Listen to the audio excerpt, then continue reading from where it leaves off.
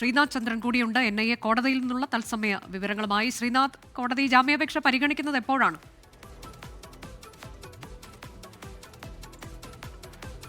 അനുജ, ഞാനിപ്പോൾ ഉള്ളത് NIA കോടതിയിലാണ്. NIAയുടെ പ്രത്യേക കോടതി ബിലാസ്പൂരിലെ ജില്ലാ കോടതിയിൽ തന്നെയാണ് ഈ പ്രത്യേക കോടതിയുമുള്ളത്. അല്പസമയം മുമ്പ് ഈ ജഡ്ജി ഇവിടേക്ക് എത്തിയിട്ടുണ്ട്. സിറാജുദ്ദീൻ ഖുറേഷി എന്ന ജഡ്ജി ഇപ്പോൾ ചേംബറിലുണ്ട്.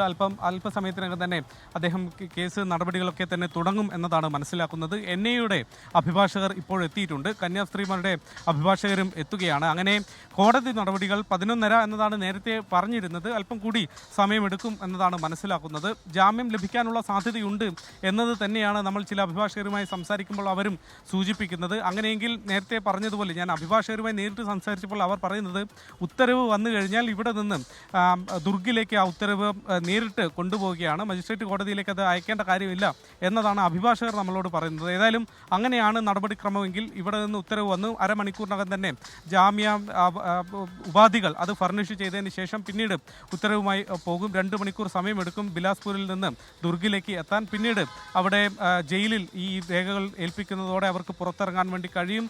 വൈകിട്ട് ഓടെ ഇറങ്ങാൻ കഴിയും എന്നതാണ് അഭിഭാഷകരുമായി സംസാരിക്കുമ്പോഴൊക്കെ നമുക്ക് മനസ്സിലാക്കാൻ വേണ്ടി കഴിയുന്നത്. പക്ഷേ അതിനപ്പുറത്തേക്ക് കോടതിയുടെ ഭാഗത്തു നിന്ന് ഈ ജാമ്യാപേക്ഷയിൽ എന്തെങ്കിലും ഒരു വിധി ഉണ്ടായാൽ കാര്യങ്ങൾ കുറച്ചുകൂടി സങ്കീർണമായി മാറുക ആയിരിക്കും. പക്ഷേ ജാമ്യം ലഭിക്കാനുള്ള സാധ്യതയുണ്ട് എന്നതാണ് ഇന്നലെ നടന്ന വാദങ്ങൾ മുന്നിൽ നിർത്തുമ്പോൾ പറയാൻ വേണ്ടി കഴിയുക. കസ്റ്റഡി അപേക്ഷ ഏതായാലും പ്രോസിക്യൂഷൻ ആവശ്യപ്പെട്ടിട്ടില്ല. മാത്രമല്ല ഏതെങ്കിലും ഒരു തെളിവ് ഹാജരാക്കാനും അവർക്ക് സാധിച്ചിട്ടില്ല. ജാമ്യാപേക്ഷ എതിർത്തുകൊണ്ട് പറഞ്ഞ ഒരേ ഒരു കാര്യം ഈ കേസ് അതിൻ്റെ ഒരു പ്രാഥമിക ഘട്ടത്തിലാണ്, അന്വേഷണം അതിൻ്റെ പ്രാഥമിക ഘട്ടത്തിലാണ് എന്നത് മാത്രമാണ്. അതുകൊണ്ട് അതിനപ്പുറത്തേക്ക് എന്തെങ്കിലും തെളിവുകൾ മുന്നോട്ട് വെക്കാൻ കൂടി അവർക്ക് കഴിഞ്ഞിട്ടില്ല എന്നതുകൂടി കോടതി പരിഗണിക്കാനുള്ള സാധ്യതയുണ്ട്.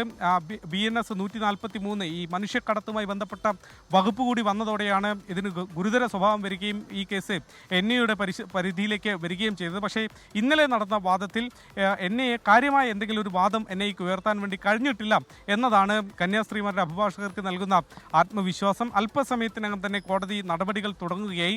ആദ്യത്തെ അരമണിക്കൂറിൽ തന്നെ ഈ കേസ് പരിഗണിക്കും എന്നതാണ് അഭിഭാഷകർ പറയുന്നത്. അങ്ങനെയെങ്കിൽ വളരെ വേഗത്തിൽ തന്നെ ഒരു 12:30-ക്കുള്ളിൽ തന്നെ വിധി വരാനുള്ള സാധ്യതയുണ്ട്. ജാമ്യം നൽകുകയാണെങ്കിൽ അരമണിക്കൂർ കൊണ്ട് ഒരു മണിക്കുള്ളിൽ തന്നെ അതിൻ്റെ ജാമ്യോപാധികൾ ഫർണിഷ് ചെയ്തതിന് ശേഷം രേഖകളുമായി ജയിലിലേക്ക് പോവുകയുമായിരിക്കും. അങ്ങനെയെങ്കിൽ വൈകിട്ടോടെ പുറത്തിറങ്ങാൻ കഴിയുമെന്നത് നമ്മൾ പ്രതീക്ഷിക്കുന്നു. അനുജ.